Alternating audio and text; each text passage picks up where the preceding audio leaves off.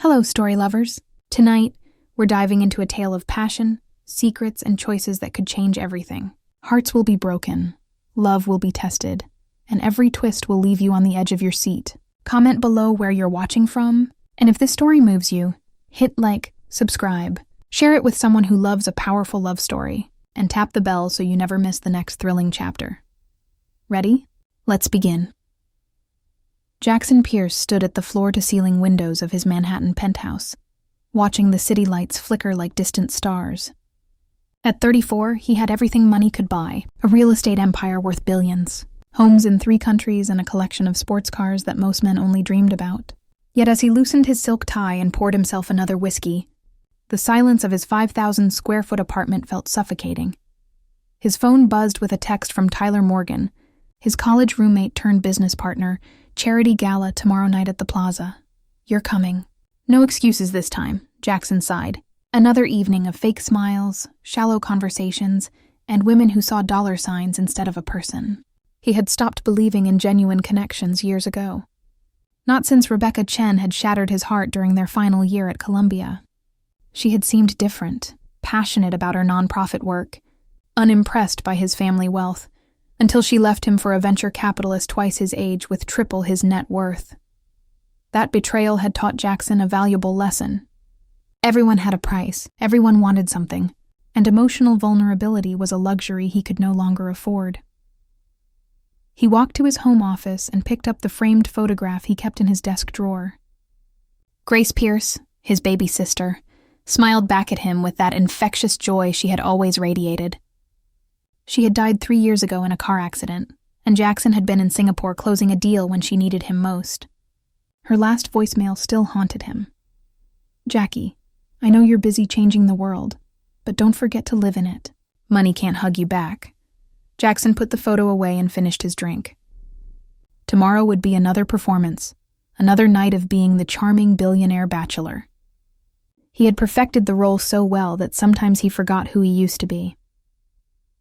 Across town in a modest Brooklyn studio, Amelia Brooks adjusted her desk lamp and reviewed the blueprints for the community center in the Bronx.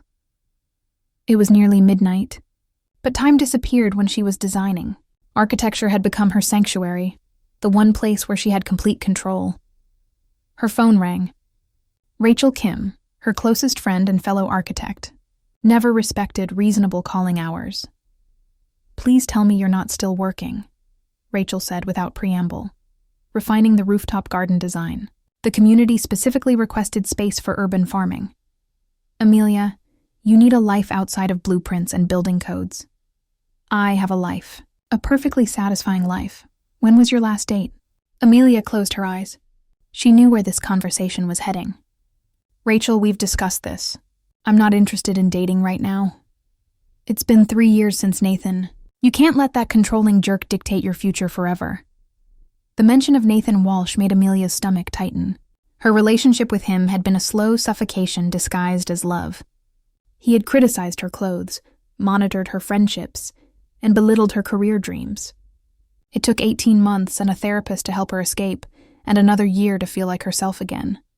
I'm not letting him control anything. I'm choosing myself. There's a difference. Fine, but you're coming to the Architectural Foundation Gala tomorrow night. Your community center project is nominated for the Innovation Award, and you need to be there. Amelia groaned. She hated these events. The pretentious conversations, the networking that felt like performing, the inevitable moment when some wealthy developer would mansplain her own designs to her. Do I have to? Yes. Wear something that makes you feel powerful, and I'll be there to run interference with any annoying people. Deal? Deal. After hanging up, Amelia looked at her reflection in the darkened window. At 29, she had accomplished so much professionally, but her personal life was a carefully maintained fortress. She told herself she was protecting her independence. But late at night, she wondered if she was just scared. The grand ballroom at the Plaza Hotel sparkled with crystal chandeliers and the laughter of New York's elite. Jackson navigated through the crowd, his smile automatic, his handshake firm, his small talk polished to perfection. Tyler appeared at his elbow with 2 glasses of champagne. You look like you'd rather be anywhere else. Perceptive as always. There's someone I want you to meet. Brilliant architect working on affordable housing projects. Could be useful for that Brooklyn development. Tyler, I'm not in the mood for business tonight. Then don't think of it as business. Just have a conversation with another human being. Remember those? Before Jackson could respond, he noticed a commotion near the dessert table. A young woman in a simple navy dress had apparently collided with a waiter, sending a tray of champagne glasses crashing to the marble floor.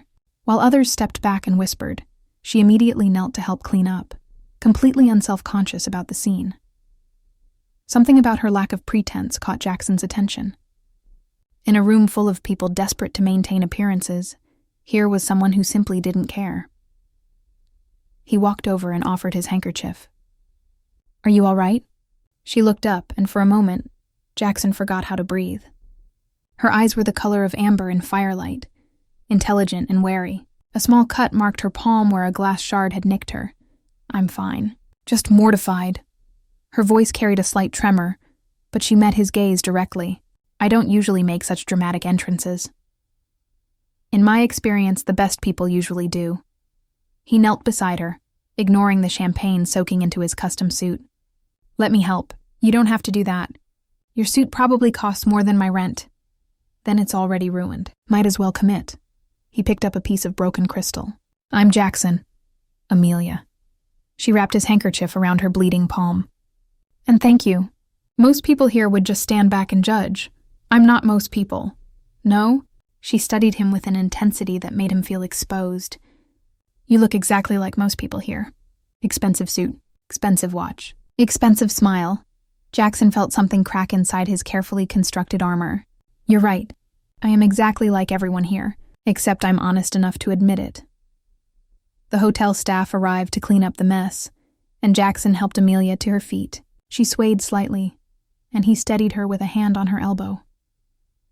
"You're bleeding more than you think," he said, examining her wrapped hand. "There's a private lounge upstairs. Let me get you a proper bandage." She should have refused. Every instinct she had built over 3 years of self-protection screamed at her to walk away. But something in his eyes looked as tired and guarded as she felt. "One drink," she heard herself say, "and then I'm going back to being invisible." Deal. As they walked toward the elevator, neither noticed Tyler watching them with a knowing smile.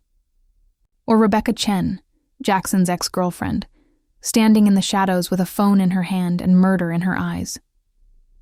The elevator doors closed, sealing Jackson and Amelia away from the party below.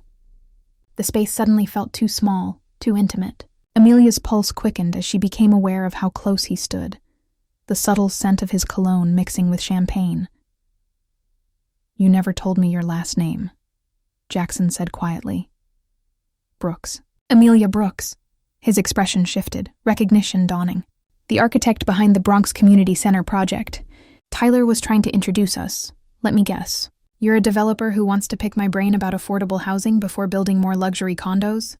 "Actually, I'm the developer who just donated $5 million to affordable housing initiatives." "Including yours," Amelia's breath caught. "You're Jackson Pierce." "Guilty." The elevator opened to a private lounge, dimly lit and mercifully empty. Floor-to-ceiling windows offered a breathtaking view of Manhattan, the city sprawling beneath them like a sea of lights. Jackson guided her to a leather sofa and retrieved a first aid kit from behind the bar. He knelt before her, taking her injured hand with surprising gentleness. "This might sting," he warned, cleaning the cut with an antiseptic wipe. Amelia watched his face as he worked, noting the tension in his jaw, the shadows under his eyes. This close, she could see past the polished exterior to something raw underneath. "Why did you really help me?" she asked. "It wasn't about business." His hand stilled. "Because you reminded me of someone I used to know. Someone who didn't care what anyone thought. Past tense. She died 3 years ago." He applied a butterfly bandage with practiced precision. "My sister. She was the only person who saw through all my bullshit." The confession hung between them, unexpected and intimate. Amelia felt her defenses wavering. "I'm sorry," she said softly. "Don't be. She wouldn't want that." He finished bandaging her hand and sat back on his heels. "She'd want me to stop hiding behind money and actually connect with someone real." "Is that what you're doing?" Connecting? I don't know. I haven't done it in so long, I'm not sure I remember how. Amelia laughed. A real laugh that surprised her. At least you're honest about it. Honesty is all I have left. Jackson stood and poured 2 glasses of whiskey from the bar. Everything else is just performance. He handed her a glass and their fingers brushed. The contact sent electricity through Amelia's skin, a sensation she hadn't felt in years. She should leave. This man was dangerous in ways Nathan never was because Jackson Pierce made her want to risk everything. I should go, she said, not moving. You should, he agreed, not moving either. The air between them thickened with possibility. Amelia could feel her heart hammering against her ribs, could see her pulse reflected in Jackson's darkening eyes. Why aren't you? His voice dropped to a whisper. Because for the first time in 3 years, I don't feel scared. The admission cost her, left her vulnerable, and I don't know what to do with that. Jackson set down his glass and moved closer, close enough that she could feel the heat radiating from his body. We could figure it out together. I don't do this. I don't let people in. Neither do I. Then what are we doing? Something incredibly stupid. His hand came up to cup her face, his thumb tracing her jawline. Or incredibly right. I can't tell anymore. Amelia closed her eyes, leaning into his touch despite every warning bell in her head. I can't be another transaction for you. Another brief encounter. You're not. His forehead rested against hers. You're the first real thing I've felt in 5 years. That's terrifying. I know. When their lips met, it wasn't gentle. It was desperate and hungry, 3 years of loneliness and armor crashing together. Amelia's hands fisted in his shirt, pulling him closer as his fingers tangled in her hair. The kiss tasted like whiskey and possibility, like drowning and being saved at the same time. They broke apart, breathing hard, staring at each other like they'd both crossed a line they could never uncross. Come home with me, Jackson said, his voice rough. Just for tonight. No promises, no expectations, just us. Every rational thought told Amelia to refuse, but her body had other ideas. And her heart, that traitor organ, was already saying yes. Just tonight, she whispered. Neither of them saw the text message light up Jackson's phone on the bar counter. A message from Rebecca Chen with a single photo attached, Jackson and Amelia in the elevator, and a caption that would change everything. Interesting choice, Jackson. I wonder what she'd think if she knew the truth about why you really approached her. Sunlight pierced through the floor-to-ceiling windows of Jackson's penthouse, painting stripes across the white sheets. Amelia woke slowly, disoriented by the unfamiliar luxury surrounding her. Egyptian cotton, a view of Central Park. The lingering scent of Jackson's cologne on the pillow beside her. He stood at the window, already dressed in dark jeans and a white button-down, phone pressed to his ear. His voice was low, controlled, the businessman returning. I don't care what the zoning board says, Tyler. Make it happen. A pause. No, something came up. I'll deal with it Monday. He ended the call and turned, catching Amelia awake. For a moment, neither spoke. Last night had been raw and real and terrifying in its intensity. Now, in the harsh morning light, reality waited to reassert itself. Coffee? He offered, moving to the espresso machine that probably cost more than her car. Please. Amelia pulled the sheet around herself, suddenly aware of her vulnerability. I should go. This was just supposed to be one night. It was. Jackson handed her a perfect cappuccino in a delicate cup. But I'm not ready for you to leave yet. Jackson, we both know what this is. 2 damaged people seeking temporary comfort. It doesn't mean anything, doesn't it? He sat on the edge of the bed, close but not touching. Because I haven't felt this alive in 3 years, Amelia.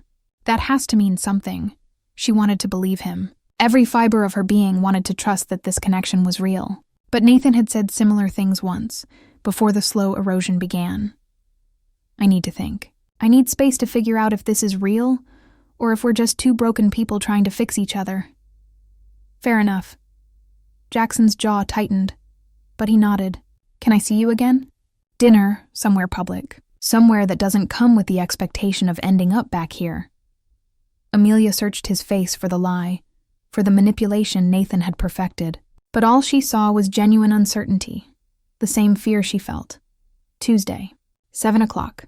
Pick somewhere without valet parking or a dress code. A real smile cracked Jackson's carefully maintained facade. I know just the place. Monday morning arrived with the weight of unfinished business. Jackson sat in his office, unable to focus on the contracts spread before him. His mind kept returning to Saturday night, to the way Amelia had looked in his arms, unguarded and real. His phone buzzed. Rebecca Chen's name flashed across the screen. He hadn't heard from her in 2 years. His instincts screamed danger, but curiosity won. What do you want, Rebecca? Hello to you too, darling. Her voice dripped with false sweetness. I saw you at the gala. You looked cozy with that architect. That's none of your business. Actually, it is. See, I represent the investment group trying to acquire the land where her precious community center is supposed to be built. And I have information that could destroy her career, or I could make it disappear. Depends on what you're willing to offer. Ice flooded Jackson's veins. You're blackmailing me. I'm offering a business transaction. Your specialty, if I remember correctly. Walk away from Amelia Brooks. Stop blocking our land acquisition. And I'll make sure certain photos from her past relationship never see the light of day. Photos that would paint her as unstable. Unfit to handle million-dollar projects. You're lying. Am I? Nathan Walsh was very helpful after their breakup. Bitter ex-boyfriends tend to be. The photos exist, Jackson. The question is whether you care enough about this woman to protect her, or if she's just another transaction to you. Jackson's hand tightened around the phone. If you touch her, if you release anything that hurts her, I will destroy you. Financially, professionally, personally. Do you understand me? Such passion. How unlike you, Rebecca laughed. You have until Wednesday to decide. Walk away or watch her burn. Your choice, billionaire. The line went dead. Jackson sat frozen, staring at his phone. Every instinct told him to call Amelia, to warn her. But what would he say? That his past was threatening her present, that the connection between them had already drawn blood. Tyler walked in without knocking. You look like hell. Bad weekend? I need you to find out everything about Nathan Walsh, Amelia's ex. And I need it by tomorrow. Tyler's expression shifted from concern to understanding. The architect from Saturday. This is serious. More serious than I thought. Someone's targeting her because of me. Rebecca? How did you know? Because I saw her watching you at the gala. And because she called me Friday, asking questions about your current projects. Tyler sat down heavily. Jackson, if you care about this woman, you need to tell her. Secrets have a way of becoming weapons. If I tell her the truth, I lose her. If I don't, she gets hurt anyway. Then you protect her. And you do it without being an idiot about it. Amelia spent Monday buried in work, trying not to think about Jackson. But by Tuesday evening, as she stood in front of her closet debating what to wear, her nerves had transformed into anticipation. Her phone rang. Jackson's name appeared and her heart skipped. Please don't cancel, she said instead of hello. I'm not, but I need to talk to you about something, face to face. Can I pick you up early? Something in his tone set off alarm bells. What's wrong? Nothing. Everything. Just let me explain in person. 30 minutes later, Jackson stood in her small studio apartment, looking impossibly out of place among her thrift store furniture and architectural models. He held a folder in his hands like it contained explosives. Whatever you're about to say, just say it, Amelia demanded. I can't handle games. I'm being blackmailed. Because of you, or more accurately, you're being threatened because of me. Amelia's blood ran cold. Explain.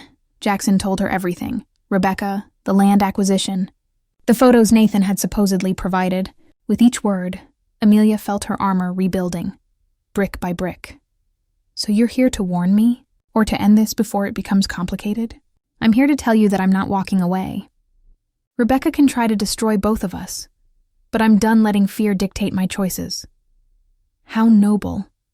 Amelia's voice turned sharp. Except you're not the one whose career is on the line. You're not the one with private trauma about to become public ammunition. You have the luxury of being brave because you have nothing left to lose. That's not fair, isn't it? You said it yourself. Everyone's a transaction to you. Everyone wants something. How do I know this isn't just another deal? Save the damsel, feel like a hero, get what you want?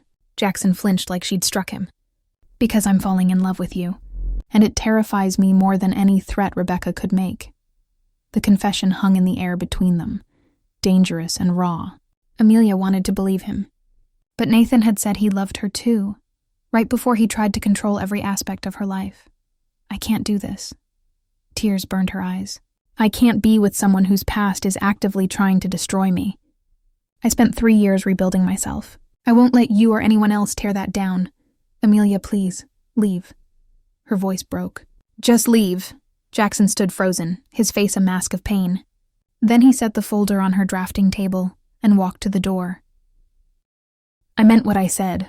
I'm not walking away from you, but I'll give you space to decide if you're willing to fight for this. He paused at the threshold.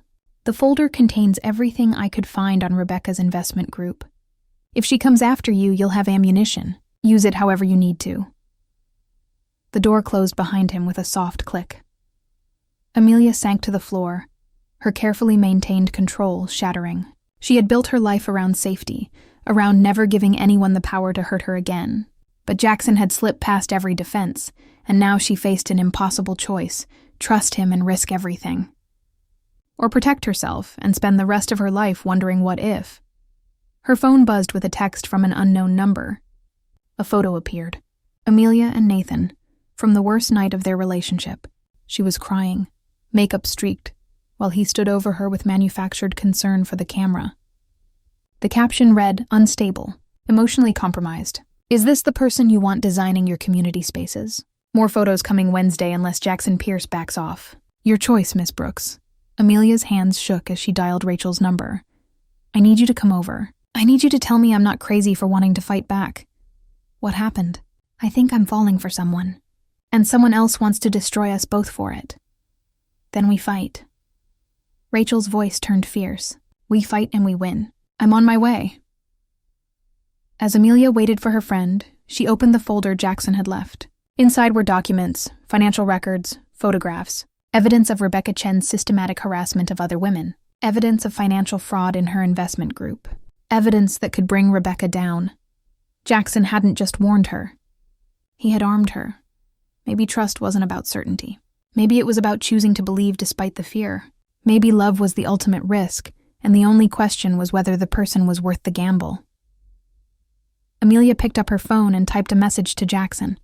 "I'm scared, but I'm done letting fear win. If you're serious about fighting for this, then we fight together. Tomorrow, 9 a.m. My office. Bring your lawyer. We're going to war." His response came immediately. "I'll be there." And Amelia, "Thank you for giving me a reason to be brave." She stared at the message, her heart hammering. Tomorrow, everything would change. She would either emerge victorious or lose everything she'd built. But for the first time in 3 years, she was willing to risk it. Wednesday morning arrived with the promise of confrontation. Amelia's small office filled with an unlikely alliance. Rachel armed with architectural contracts, Tyler with financial records, and a lawyer Jackson had flown in from Boston who specialized in corporate extortion cases. Jackson stood by the window, his usual polish replaced by something harder. He'd barely slept, dark circles shadowing his eyes. When Amelia entered, their gazes locked with an intensity that made everyone else in the room disappear. "Ready for this?" he asked quietly. "No, but I'm done running." The lawyer, Margaret Chen, no relation to Rebecca, she'd assured them, spread documents across Amelia's drafting table. "We have enough evidence to bury Rebecca's investment group. Wire fraud, harassment, illegal land acquisition attempts, but if we go public, the scandal will touch everyone involved, including both of you." "What's the alternative?" Amelia demanded. "We negotiate, quietly. Rebecca backs off completely, signs an NDA, and we agree not to press charges. Clean break." "No." Jackson's voice cut like glass. "She's done this to other women, other businesses. Someone needs to stop her permanently." Tyler cleared his throat. "There's something else. I did more digging on Nathan Walsh. He didn't just provide those photos to Rebecca. He's been paid by her for the last 6 months to create a paper trail making Amelia look unstable. False complaints to her professional licensing board. Fake social media accounts spreading rumors about her work." Amelia felt the blood drain from her face. 6 months? Before I even met Jackson? "Rebecca's been planning to acquire that Bronx land for over a year," Margaret confirmed. Your community center was always in her way. Jackson's interest in you just gave her better leverage. The revelation hit like a physical blow. This wasn't about her and Jackson. She had been a target long before their collision at the plaza. That bastard. Amelia's voice shook with rage. Nathan's been systematically trying to destroy my career for money? Rachel squeezed her friend's shoulder. We can use this. If Nathan's being paid to lie, we can prove malicious intent. Discredit everything. It gets worse.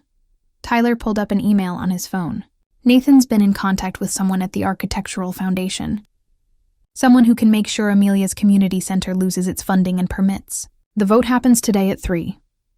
Jackson moved to Amelia's side, his hand finding hers. Then we have 3 hours to stop him. Margaret shook her head. If we move too fast, we tip our hand. Rebecca will release everything she has, real or fabricated, and flood the media before we can respond. So we're trapped. Amelia pulled her hand away from Jackson's, pacing. We do nothing and I lose my career. We fight and she buries us both. There's a third option. Jackson's expression turned calculating, the ruthless businessman emerging. We make Rebecca think she's won. I agree to her terms. Walk away from Amelia publicly, pull my funding from the community center project, and while she's celebrating her victory, we destroy her from the inside. No. Amelia spun to face him. I won't let you sacrifice your reputation for this. My reputation is built on money and power. It can survive anything. Yours is built on integrity. If Nathan and Rebecca succeed in painting you as unstable, you'll never design another building. He's right, Margaret said reluctantly. The court of public opinion is more dangerous than any courtroom. Women in your position, Amelia, don't get second chances. One whiff of scandal and you're finished. The injustice of it burned in Amelia's throat. So I hide behind Jackson's money and power? Become exactly what I swore I'd never be? Dependent on a man for my survival? It's not dependence. Rachel's voice was firm. It's strategy. You're not weak for accepting help. You're smart for recognizing when the system is rigged against you. Amelia looked at Jackson, seeing her own helplessness reflected in his eyes. If we do this, if you walk away publicly, we're over. The media will crucify any relationship between us. One hint that we're still together and Rebecca will know it's a trap. Then we make it convincing. Jackson's jaw tightened. I'll issue a statement. Some bullshit about realizing the relationship was a mistake. You do the same. For 3 months, we don't see each other. Don't talk. Give Rebecca no reason to suspect. 3 months? Amelia's voice cracked. Long enough to investigate Nathan's connection to the foundation board. Long enough to build an airtight case against Rebecca. Long enough to make everyone believe we've moved on. Tyler shifted uncomfortably. There's a problem with that timeline. Rebecca's investment group is voting on the land acquisition in 2 weeks. If they buy it before we can stop them, the community center is dead regardless of what happens to Amelia's reputation. Unless we can prove the acquisition is fraudulent. Margaret tapped one of the documents. These financial records show Rebecca's group has been using shell companies to hide the true source of their funding. If we can trace it back to illegal sources, the sale is void. How long will that take? Amelia asked. With the right forensic accountant? 4 weeks. Maybe 5. Jackson's phone buzzed. He glanced at it and his expression darkened. We're out of time. Rebecca just sent a press release to major outlets. It drops in 1 hour. Claims I'm using my relationship with Amelia to illegally influence zoning decisions. Paints her as a gold digger and me as corrupt. Can we stop it? Rachel demanded. Not without giving her what she wants. My public withdrawal from Amelia's life, immediately. The room fell silent. Outside, the city continued its relentless rhythm, unaware that inside this small office, 2 lives balanced on a knife's edge. Amelia moved to stand directly in front of Jackson. If we do this, I need to know it's real. Not a transaction. Not a business strategy.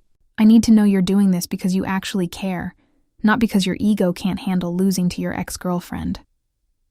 Jackson cupped her face in his hands, his touch achingly gentle. I'm doing this because the thought of you losing everything you've built makes me physically sick. Because you're the first person in years who's made me want to be better. Because I'm in love with you, Amelia Brooks. And that terrifies me more than any scandal ever could. I love you too. The words escaped before she could stop them. And I hate that our first time saying it is right before we have to tear each other apart. Their kiss was desperate and finite, a goodbye disguised as a promise. When they broke apart, Amelia tasted salt and couldn't tell if the tears were hers or his. Margaret cleared her throat. I need to draft Jackson's statement. Amelia, you should prepare yours. Make it angry. Make it believable. The world needs to think you hate him. That won't be hard. Amelia stepped back, already rebuilding her walls. Because right now, I hate all of this. The press conference happened at noon in the lobby of Jackson's building. He stood behind a podium, every inch the polished billionaire, and delivered the words that would shatter them both. I'm here to address rumors regarding my personal life and professional conduct. My brief relationship with architect Amelia Brooks was a mistake in judgment. While I have great respect for her work, it's become clear that our personal involvement created conflicts of interest that I cannot allow to compromise my business integrity. Effective immediately, I'm withdrawing all personal and professional support from her projects. Thank you. He walked away as reporters shouted questions, his face a mask of indifference. 2 hours later, Amelia stood before the Architectural Foundation Board, watching her life's work crumble. Miss Brooks, in light of recent allegations and the withdrawal of your primary investor, we have no choice but to suspend your license pending investigation. The community center project is indefinitely postponed. This is based on lies and manipulated evidence, Amelia protested, her voice steady despite the panic clawing at her chest.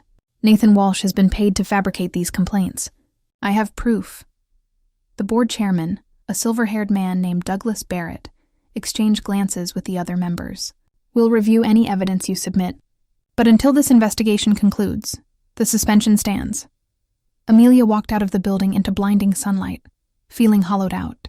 Her phone exploded with messages, colleagues offering tepid support, clients canceling contracts, and one message from a blocked number. Well played, Miss Brooks. But you underestimated me. Check your email. The email contained a video, grainy security footage from Saturday night, showing Jackson and Amelia in the plaza's private lounge. Their kiss, their whispered confessions, and audio, clearly enhanced and edited to make their conversation sound like a conspiracy to defraud the foundation. Another message followed. Did you really think I'd fall for your little performance? I've been recording everything, every conversation, every meeting in your office this morning.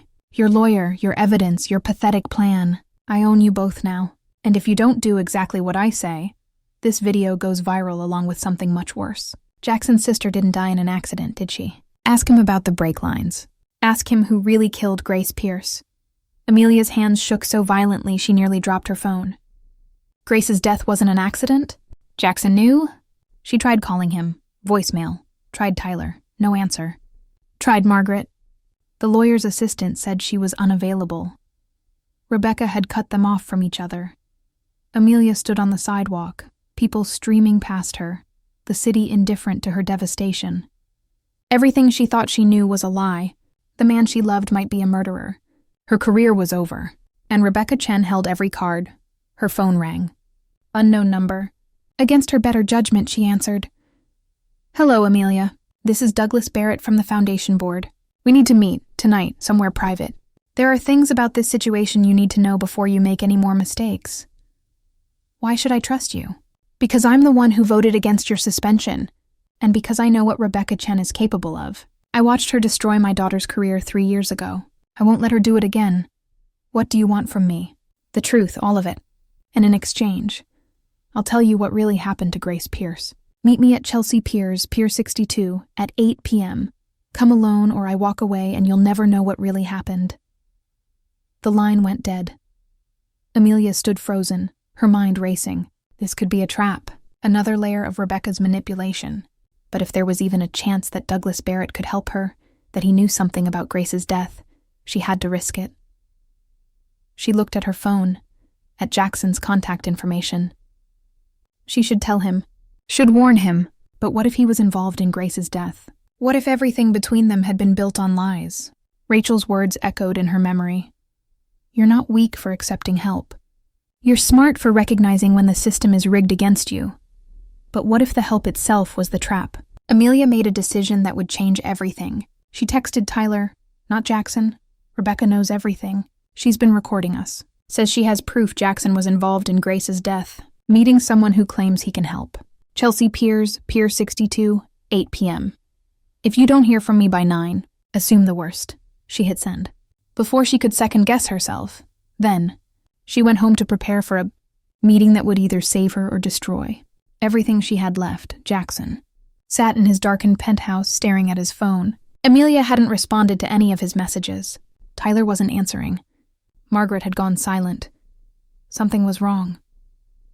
He pulled up the security footage from his building, tracking back to the press conference. There, in the crowd, a familiar face he hadn't noticed before.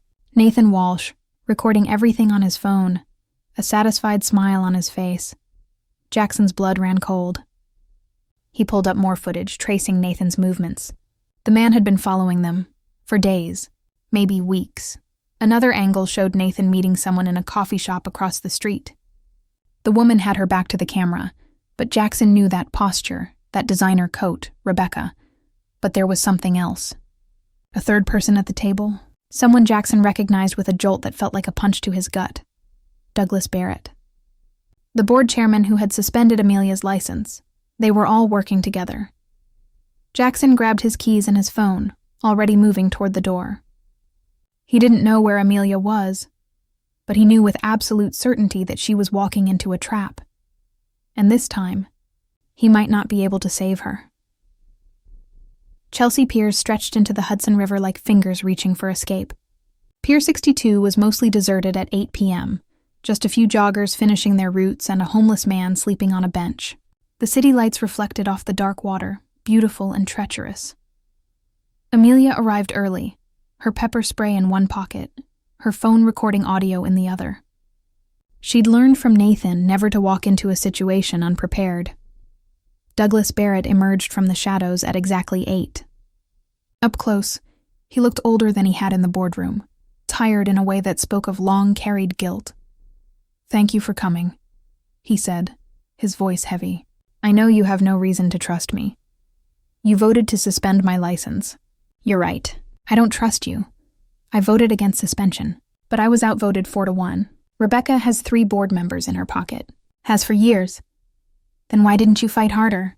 Because 3 years ago she destroyed my daughter's architectural firm using the same playbook. Fake allegations, manipulated evidence, a coordinated media campaign. By the time I realized what was happening, it was too late. Sarah lost everything. Her business, her marriage, her will to keep fighting." Douglas's voice cracked. "She killed herself 6 months later." Amelia's anger faltered. "I'm sorry. Don't be sorry. Be smart. Rebecca Chen is a predator. She finds ambitious women who threaten her interests and systematically destroys them. You're just the latest target. What does this have to do with Grace Pierce?" Douglas pulled out a folder, similar to the one Jackson had given Amelia. Grace Pierce was investigating Rebecca 3 years ago. She had discovered evidence that Rebecca's investment group was using non-profit donations to fund illegal land acquisitions. Grace was going to expose her. Amelia's heart hammered. The car accident wasn't an accident. The police found evidence of brake line tampering, but the investigation was buried. Someone with money and influence made sure it never went anywhere. Jackson? No. Douglas's expression turned grim. Jackson has spent 3 years trying to prove Rebecca was responsible. He's hired private investigators, forensic experts, lawyers, but every time he gets close, the evidence disappears. Witnesses recant. Documents vanish. Rebecca has powerful friends. Then why tell me? Why now? Because I finally have proof. Douglas handed her the folder. Financial records linking Rebecca directly to the mechanic who tampered with Grace's car.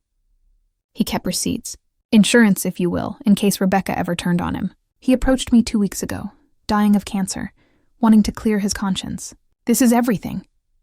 Amelia opened the folder with shaking hands. Bank transfers, text messages, a confession signed and notarized.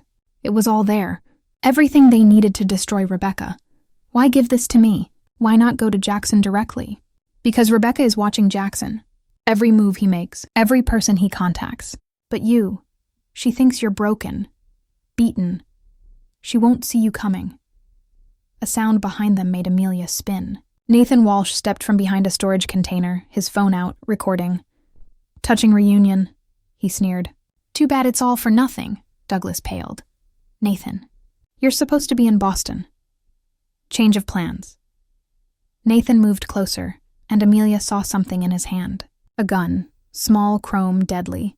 See, Rebecca pays well, but she pays even better for insurance. She wanted me to make sure this conversation never happened. You're going to kill us? Amelia kept her voice steady, her mind racing for escape routes. Just Douglas. You, she still has plans for. Something about making an example. But first, I'll take that folder. Douglas clutched the documents tighter. These are copies. The originals are with my lawyer. Killing me won't stop this. Maybe not, but it'll slow things down. Give Rebecca time to run. The shot rang out before Amelia could scream. Douglas crumpled, blood blooming across his chest. The folder scattered, pages fluttering toward the water. Amelia dove for them, her hands closing around what she could reach as Nathan advanced. Sorry, Amelia. Nothing personal. Well, actually, it's very personal. You humiliated me, made me look weak. This is almost as satisfying as the money. He raised the gun. Another shot shattered the night. Nathan stumbled backward, surprise etching his face. Blood spread from his shoulder. Behind him, Jackson stood with a smoking gun, his face a mask of cold fury. Get away from her. Jackson. Nathan laughed, the sound wet and pained. Of course you'd show up. The knight in shining armor. Did you tell her yet about how you could have saved Grace? How you ignored her calls because you were too busy making money? Shut up. She called you 6 times that night. 6. Told you she was scared. That someone was following her. And you sent her to voicemail because you had a meeting. Some brother you were? Jackson's hand shook, the gun wavering. I know what I did. I live with it every day. Good. Nathan's grin turned vicious. Then you can live with this too. He lunged for Amelia, using his remaining strength to drag her toward the pier's edge. They struggled, teetering on the brink. Below, the Hudson's dark current waited. Let her go. Jackson's voice broke. Make me. The world slowed. Amelia saw Jackson's face, saw the calculation there, the impossible choice. Save her and risk Nathan pulling them both into the water. Or shoot Nathan and risk hitting her. Douglas, bleeding but conscious, made the choice for them. With his last strength, he tackled Nathan from behind. All 3 of them tumbled. Amelia felt the wood splinter under their combined weight. Felt gravity take hold. Then Jackson's hand closed around her wrist, wrenching her back from the edge. Douglas and Nathan weren't so lucky. They hit the water with twin splashes, the current immediately pulling them downstream. Call 911, Jackson shouted at someone Amelia hadn't noticed. Tyler, running toward them with security guards. Sirens wailed in the distance, growing closer. Jackson pulled Amelia against him, both of them shaking. Are you hurt? No, the folder. Douglas's evidence. It went into the water. It doesn't matter. We'll find another way. It does matter. Douglas died for this. Your sister died for this. We can't let Rebecca win. Jackson pulled back to look at her, his eyes haunted. Grace died because I failed her. Because I was too arrogant to take her fears seriously. Nathan was right. I could have saved her. No. Amelia gripped his face, forcing him to meet her gaze. Grace died because someone murdered her. That's not your fault. The guilt you carry, that's exactly what Rebecca wants. She wants you broken. Wants us both broken. Don't give her that. Police boats arrived, lights cutting through the darkness. Officers swarmed the pier. In the chaos, Amelia saw Nathan being pulled from the water, unconscious but alive. Douglas was further down, not moving. A detective approached them, notebook out. I need statements from both of you. He'll get them, a new voice interrupted. Margaret Chen pushed through the crowd, flanked by 2 lawyers Amelia didn't recognize. But first, my clients need medical attention, and I need to speak with whoever's in charge of this investigation. As they were led away for examination, Amelia caught sight of Rebecca Chen standing at the pier's entrance, held back by police tape. Their eyes met across the distance. Rebecca's smile was cold and triumphant. She mouthed 2 words, "You lost." But as paramedics checked Amelia over, as Jackson gave his statement, she felt something shift inside her. She hadn't lost. She was still standing, still fighting, and she had something Rebecca would never understand. People who cared about her not for what she could provide, but for who she was. Tyler appeared beside them, his expression grim. Douglas didn't make it. But before the ambulance left, he told the paramedics something, said to check his daughter's safety deposit box. Keys with his lawyer. What's in it? Jackson asked. He said it's his insurance. The real evidence. Everything tonight was a copy to draw out Rebecca's hired gun. The originals have been safe all along. Amelia felt tears burn her eyes. Douglas had sacrificed himself knowing he might die, knowing his daughter's death would finally mean something. We finish this, she said, her voice steel. We take everything we have and we destroy her. For Grace, for Douglas, for Sarah, for every person she's ever hurt. Jackson took her hand, his grip fierce. Together. As they left the pier, Amelia looked back one last time. The water was calm again, the city lights reflecting like fallen stars. She thought about Grace's last message to Jackson, about living in the world instead of just existing in it, about how money couldn't hug you back, but people could. People who were willing to sacrifice everything for each other. The war wasn't over. But for the first time, Amelia believed they might actually win, and that belief was worth more than any building she'd ever designed. 3 months later, Amelia stood in the completed community center in the Bronx, watching children play in the rooftop garden she had designed. Sunlight filtered through the glass panels, casting rainbow patterns across the recycled wood floors. Everything she had fought for, built into something real and solid. The trial had been brutal. Rebecca's lawyers had fought viciously, but Douglas's evidence had been irrefutable. Sarah Barrett's safety deposit box contained not just financial records, but video footage of Rebecca explicitly ordering Grace Pierce's murder. 3 years of silence, ended by a father's love and need for justice. Rebecca Chen was serving 25 years for conspiracy to commit murder, fraud, extortion, and a dozen other charges. Nathan Walsh had cut a deal, testifying against her in exchange for a reduced sentence. He'd be out in 5 years. Amelia had made peace with that. Some battles you won, others you survived. The Architectural Foundation had not only reinstated her license, but issued a public apology. She'd received offers from firms across the country. Book deals, speaking engagements, everything she'd dreamed about. But none of it felt as satisfying as watching a 6-year-old named Maria discover the urban farm. Her eyes wide with wonder at the tomatoes growing from seeds she'd planted. You made something beautiful, Rachel said, appearing at her elbow with 2 cups of coffee. I'm proud of you. We made something beautiful. You believed in me when everyone else walked away. Not everyone. Rachel nodded toward the entrance. Jackson stood in the doorway, hands in his pockets, watching Amelia with an expression she couldn't quite read. They hadn't spoken in 3 months. Not since the night at the pier. The investigation had required complete separation to avoid any appearance of coordination.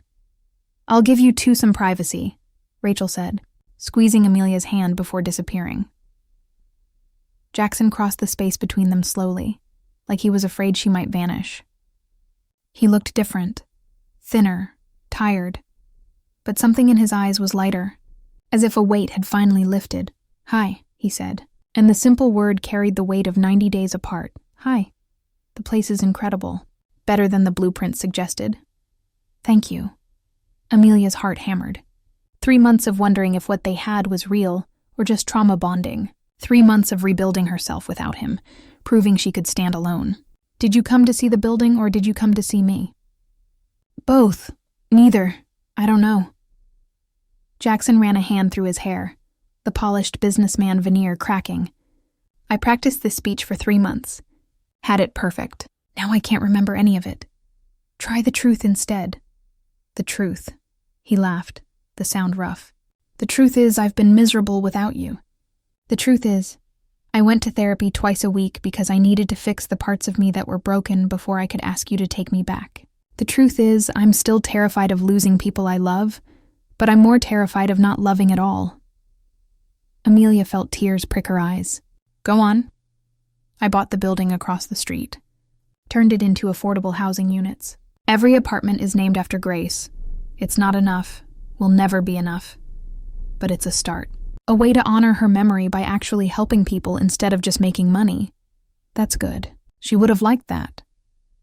And I established a foundation in Douglas and Sarah Barrett's names. scholarships for young architects from underrepresented communities. First recipient is a 21-year-old from Queens who reminds me of you, brilliant and fierce and completely unwilling to compromise her vision. Jackson. His name came out broken. Why are you telling me this? Because you said everyone has a price. Everyone wants something. And you were right. I spent years treating people like transactions because it felt safer than risking real connection. But you taught me that some things can't be bought or sold. Trust, love, the courage to be vulnerable. Those things are earned through actions, not money. He took a step closer, close enough that she could see the silver threads in his dark hair, new since the trial.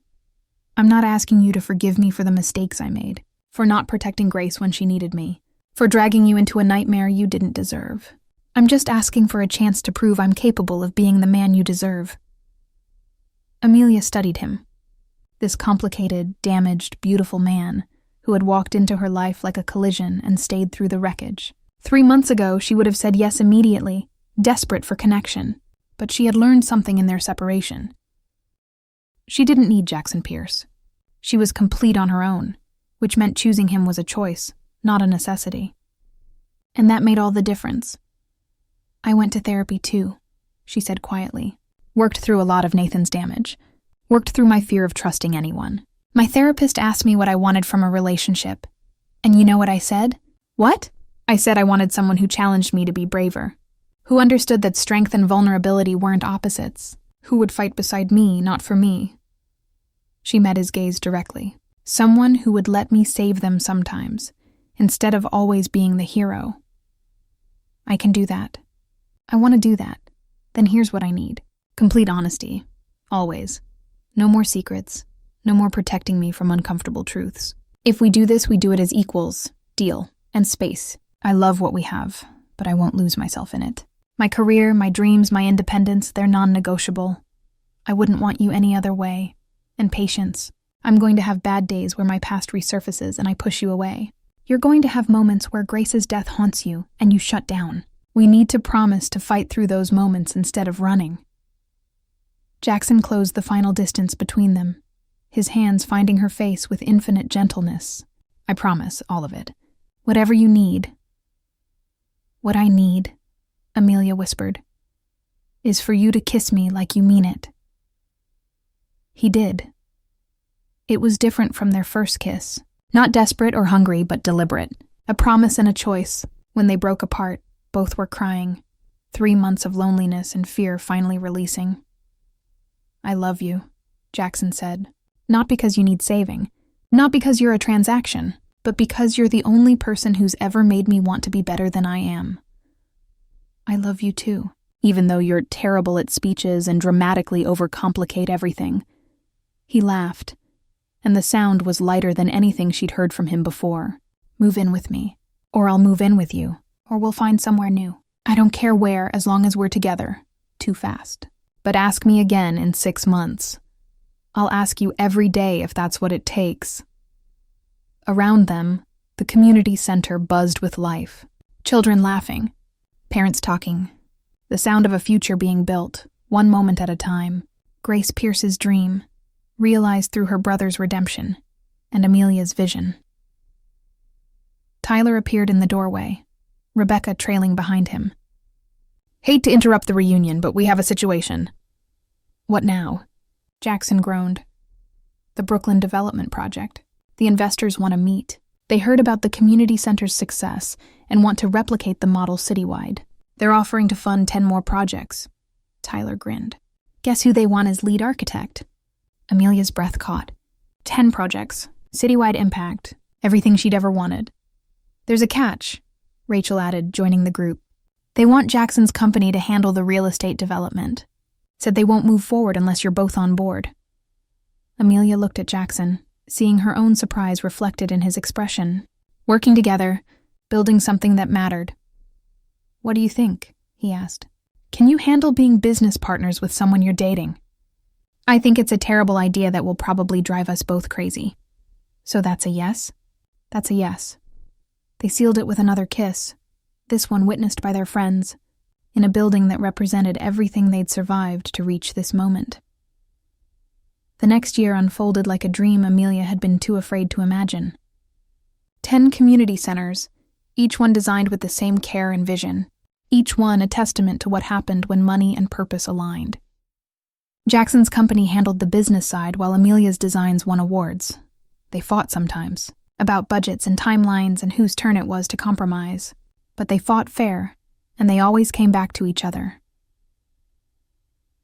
6 months after the community center opened, Jackson asked again about moving in together. Amelia said yes.